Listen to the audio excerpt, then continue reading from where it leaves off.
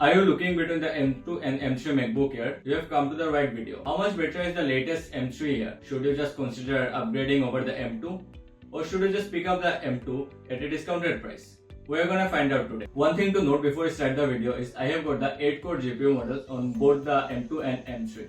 If you have got the 512GB or the 16GB M2 model, you will get a 10-core GPU. So your benchmarks will vary. Also, if you have got the 512 gigs, you are gonna get 2 SSD chips instead of 1, which Apple solved in the M3. So your SSD chips are gonna be faster as well. Talking about design and build, you will find no difference when compared to the M2.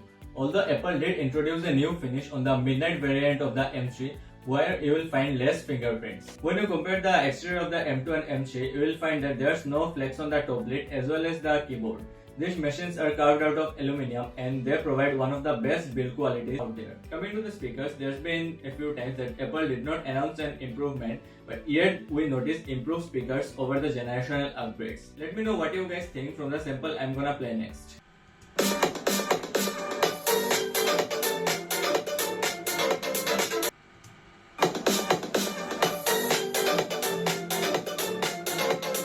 Coming to the microphones, Apple did introduce some new features which include 3 new voice modes: voice isolation, the normal standard mode, and wide spectrum. The voice isolation eliminates any background noise even if you are playing loud music, which you can see from the example I'm gonna play next.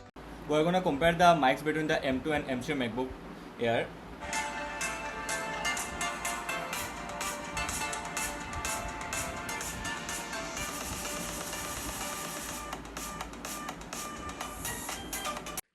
We're going to compare the mics between the M2 and M3 MacBook Air.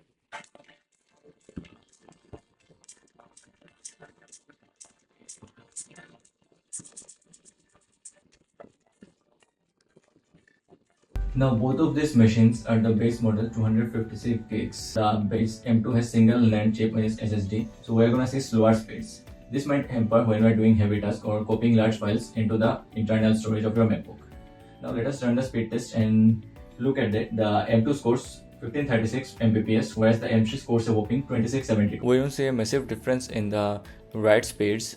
This is one of the lowest write speeds I have seen in a while. You guys know that the M2 runs at 3.48 GHz compared to the M3 running at 4.05 GHz. This translates to a Geekbench score of 2634 versus 3065 in single core performance.